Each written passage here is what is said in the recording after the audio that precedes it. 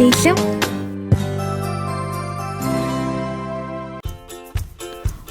Өдрийн дэглэм. Сайн байцгаана уу хүүхдүүд ээ? Намайг Тэмүүлэн гэдэг. Өнөөдөр миний өдрийн дэглэмтэй танилццгаая. Өглөө би 7 цагт босч ороо хураадаг. 7 цаг 10 минутанд өглөөний дасгалаа хийдэг.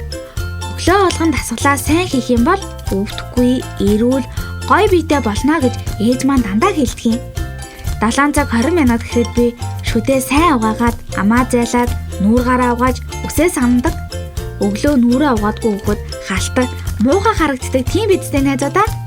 7 цаг 30 минут гэхэд өглөөний цагаа уудаг. Миний ээжийн бэлдээж өгдөг өглөөний цай их амттай. Өдөр сэргэлэн ятрахгүй байхын тулд өглөөний цайгаа сайн уух хэрэгтэй. 7 цаг 40 минутанд хувцас өмсөд хичээлдээ явдаг. Эрдэнэтэй, ухаантай хүн болохын тулд би хичээлээсээ хоцорч болохгүй гэж боддог. 1 цаг гэхэд миний хичээл тардаг. Тэгээд шууд сургуулаасаа гэртээ харина да. 1 цаг 20 минут. Би гэртээ ирлээ. Одоо гэрийнхээ хувцсыг өмсөөд нүүр гараа угаана. Гадуур явсан учраас миний гар бохир байгаа. Бактери их байгаа гэсэн үг. Бактери нь өвчин тусах гол шалтгаан болдог учраас заавал гаднаас орж ирэхээрээ гараа угааж заншаарай найзуудаа. 1 цаг 30 минут гэхэд би өдрийн халаа идээд сүүгээ удаг. Сүү уухаар их хурдан том болдог гэсэн. 1 цаг 50 минут гэхэд би гэрээ цэвэрлэдэг. Намайг гэрээ цэвэрлсэн байхыг ээж аа маань хараад хичнээн их баярлдаг гэж. Миний охин мундаг, ажилсаг, сайн хүүхэд шүү гэдэл. 2 цаг 30 минут гэхэд би гэрийн даалгавраа хийдэг. Он сурахын тулд тогтмол гэрийн даалгавраа хийх хэрэгтэй. Өнөөдрийн үдсэн хичээлийнхээ даалгаврыг хийчихэд маргаашийн хичээлээ дахин нэг удаа уншиндаа 4 хагас гэхэд гэрийн даалгавраа дуусаад тоглодог. Энэ бол миний хамгийн дуртай цаг.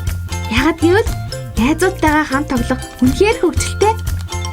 6 цаг гэхэд би гэртээ зурагтаар хүүхдийн нэвтрүүлэг үздэг. Хүүхдийн нэвтрүүлгээс би их олон зүйлийг мэдтгэ. 7 цаг гэхэд аав ээж маань ажилласаа ирж би тэднийгээ угтаж авдаг. Харин 7 цаг 30 минут гэхэд арай хоолны цаг болдог. Энэ үед ээжийн маань хийж өгсөн хоолыг аавтайгаа уралдаж идэх үнэхээр хөвгөлтэй байдаг шүү.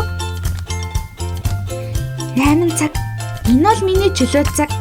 Би чөлөөт цагаараа ном уншиж, зураг зурж, бас аав ээжтэйгээ шаагаар морь уралдуулж тоглох, хаяа нэг гар утсаар тоглоом тоглодог л да. 9:30 гэхэд шүдээ угаагаад орондоо ороход бэлддэг.